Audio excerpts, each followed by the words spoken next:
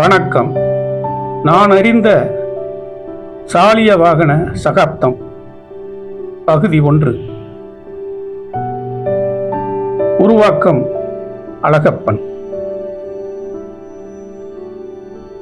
குலால சக்கரவர்த்தி சாலிய வாகனனின் கதை.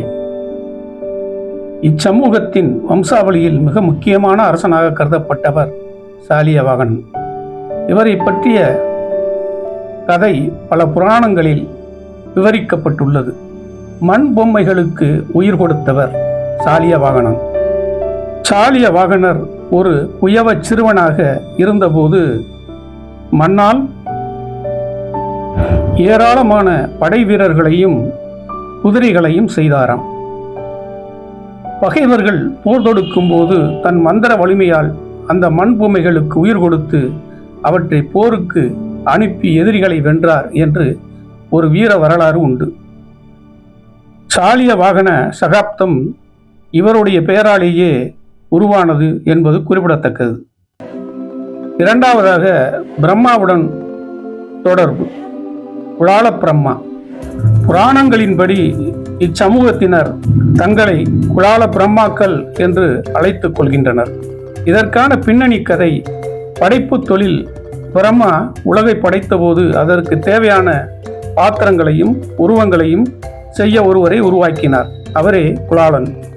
சின்னங்கள் குயவர்கள் பயன்படுத்தும் திகிரி சக்கரம், அதாவது மகாவிஷ்ணுவின் சக்கரமாகவும், மட்பாண்டங்கள் செய்ய பயன்படுத்தும் தண்டு பிரம்மாவின் படைப்புக்கோளாகவும், அவர்கள் பயன்படுத்தும் நூல் சிவபெருமானின் அம்சமாகவும் கருதப்படுகிறது. அதாவது மும்மூர்த்திகளின் அருளும் ஒருங்கே அமைந்த தொழிலாக இது பார்க்கப்படுகிறது. ஐயனார் மற்றும் கருப்பசாமி சிலைகள். வம்சாவளி கதைகளின்படி கிராம தேவதைகளான ஐயனார், கருப்பசாமி போன்ற தெய்வங்களுக்கு சிலைகள் செய்யும் உரிமை இவர்களுக்கு மட்டுமே உண்டு. குதிரை வாகனங்கள். காவல் தெய்வங்களுக்கு மண்குதிரைகள் செய்து கொடுக்கும்போது அந்த தெய்வங்களே இவர்களிடம் நேரில் வந்து உரையாடியதாக பல நாட்டார் கதைகள் கூறுகின்றன. இன்றும் பல ஊர்களில் கோயில் திருவிழாக்களின் போது முதல் மரியாதை குயவர் சமூகத்திற்கே வழங்கப்படுகிறது. நாலாவதாக, குலப்பெயர்களின் பின்னணி. இச்சமூகத்தினர் தங்களை அடையாளப்படுத்திக் கொள்ளும் பெயர்களுக்கு பின்னால் சில வரலாற்று காரணங்கள் உள்ளன.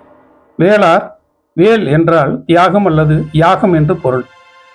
யாகங்களுக்கு தேவையான மட்பாண்டங்களை செய்ததால் இவர்கள் வேளாளர் எனப்பட்டனர். அதோடு பக்தர் என்றும், அதாவது மாஸ்டர் என்று அழைக்கப்பட்டனர். ஐந்தாவதாக, இச்சமூகத்தில் பல உட்பிரிவுகள் உள்ளன. சோழிய வேளார், சோழ தேசத்திலிருந்து குடிபெயர்ந்தவர்கள். பாண்டிய வேளார், பாண்டிய மன்னர்களின் காலத்தில் கௌரவிக்கப்பட்டவர்கள். இப்பிரிவுகள் ஒவ்வொன்றுக்கும் தனித்தனியான குலதெய்வ வழிபாடு முறைகளும் முன்னோர்கள் பற்றிய வீரக்கதைகளும் வாய்மொழியாக வழங்கப்பட்டு வருகின்றன.